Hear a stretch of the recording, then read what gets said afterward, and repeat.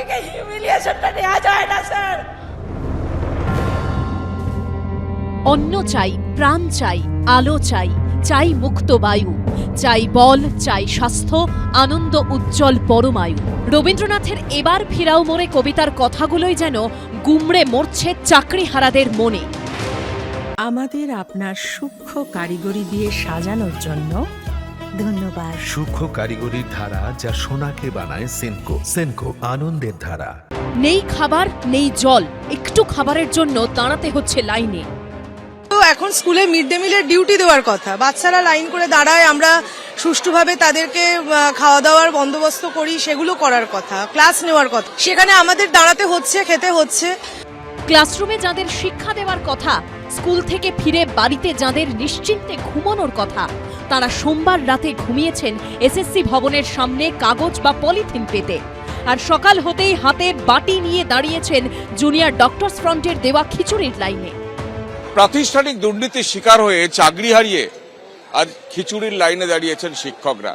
যাদের ক্লাসরুমে থাকার কথা তারা আজকে আন্দোলনে বসেছেন, রাতভর দিনভর সেই আন্দোলন চলছে এবং সেই আন্দোলনে পাশে এসে দাঁড়িয়েছেন West Bengal junior doctors front. ইনি রীমা বিশ্বাস, নাটাগুড়ি গার্লস হাই স্কুলের পদার্থবিদ্যার শিক্ষিকা, বাড়ি শিলিগুড়ি। পরশু রওনা দিয়েছেন বাড়ি থেকে, সোমবার রাত কেটেছে রাজপথে। আশাও করিনি কোনোদিনও। এইভাবে নিচ্ছি, এখন কি করা যাবে? কিছু করার নেই, আমাদের তো এটা যোগ্যতার লড়াই, কিছু করার নেই। আমাদের যোগ্যতার লড়াইয়ের জন্য আমাদের যা করতে হবে আমরা করব। ক্লাসরুমে থাকার কথা ছিল, এটা তো সত্যি কথা। বৈদ্যবাটির বাসিন্দা অঞ্জলি গঙ্গোপাধ্যায়, কালনা ধাত্রীগ্রাম বালিকা বিদ্যালয়ে যিনি জীবন বিজ্ঞান পড়ান, তার জীবনটাই এখন ঝড়ে বিধ্বস্ত। আমরা মিড ডে মিলে, আমাদের তো স্কুলে এক একদিন এক একটা মেনু থাকে, আমরা তত্ত্বাবধানে থাকি। আজকে সেটা নিজেদের এখানে দাঁড়িয়ে, এখানে আমার তো এখানে থাকার কথা না, আমার তো এখন ক্লাস করার কথা। কি বলবো, মানে কতখানি খারাপ লাগে। সরকারের কাছ থেকেও এটা কি আমাদের পাওয়ার? শুধু খাবার বা জল নয়, নেই শৌচালয়ের ব্যবস্থাও। করুণাময়ীতে অবস্থানরত চাকরিহারা শিক্ষাকর্মীদের দাবি, বায়ো টয়লেট চাওয়া হলেও তা দেয়নি পুলিশ, উল্টে চাবি লাগিয়ে দেওয়া হয়েছে সুলভ শৌচালয়ে। গতকাল থেকে করুণাময়ী মোড়ে অবস্থান আন্দোলন চালিয়ে যাচ্ছিলেন চাকরিহারা অশিক্ষক কর্মীরা এবং তারা প্রথম থেকেই অভিযোগ করছেন যে পুলিশ তাদের সঙ্গে অসহযোগিতা করছে। তারা বায়ো টয়লেট চেয়েছিলেন, কিন্তু সেই বায়ো টয়লেটটা আনতে দেওয়া হয়নি এবং আজকে করুণাময়ী মোড়ে যে সুলভ শৌচালয় রয়েছে সেই সুলভ শৌচালয় পর্যন্ত তালা ঝুলিয়ে দেওয়া হয়। মেয়েরা, বিভিন্ন মহিলা এসেছেন, তাদের জন্যে আজকে দেখুন এই যে টয়লেটটা আছে, টয়লেটটা পর্যন্ত বন্ধ করে দেওয়া হয়েছে।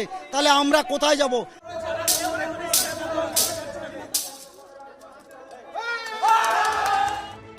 সল্টলেকের করুণাময়ীতে মধ্যশিক্ষা পর্ষদের অফিসের সামনে চলছে চাকরিহারা শিক্ষাকর্মীদের অবস্থান বিক্ষোভ। চাকরি ফেরতের দাবিতে সোমবার সন্ধে 7টা থেকে অনশন চালিয়ে যাচ্ছেন 8 জন অশিক্ষক কর্মী। বাইরে অবস্থান করছেন চাকরিহারা গ্রুপ সি, গ্রুপ ডি কর্মীরা। আমি জানি না স্যার, কি জানাতে হবে আমি জানি না, আমার জানা নেই, আমি কি বলতে পারি আমি জানি না। আমি জীবনে কোনোদিন কোনো দুর্নীতি করিনি। আমি গ্রুপ ডি স্টাফ হতে পারি, আমি গ্রুপ ডি স্টাফ, আমি কোনো দুর্নীতি কোনোদিন করিনি, কোনো কাউকে ঘুষও দিইনি, কিচ্ছু না। সবসময় আমার সিদ্ধারা সোজা ছিল, মাথাটা উঁচু ছিল। কালকে যখন অটোয় করে আসছি আমি বলছি, কোথায় যাবেন দিদি? আমি বলছি আমি তো এতে যাব, করুণাময়ী যাব। কেন যাবেন দিদি? আমি আপনি তো জানেন যে 26,000 লোকের চাকরি গেছে, ও আপনি তার মধ্যে আছেন। আমাকে বলতে হচ্ছে হ্যাঁ আমি যোগ্য, জানেন তো আমি যোগ্য। কেন বলবো বলুন তো? কেন কেন আমাকে এটা বলতে পারেন কেন?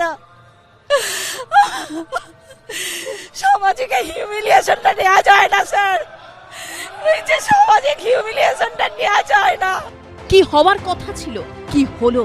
কোথায় থাকার কথা ছিল, এখন কোথায়? এই পরিস্থিতির জন্য দায়ী কে? সৌমিত্র রায়, ঝিলম করঞ্জাই ও ময়ূর ঠাকুর চক্রবর্তীর রিপোর্ট, এবিপি আনন্দ।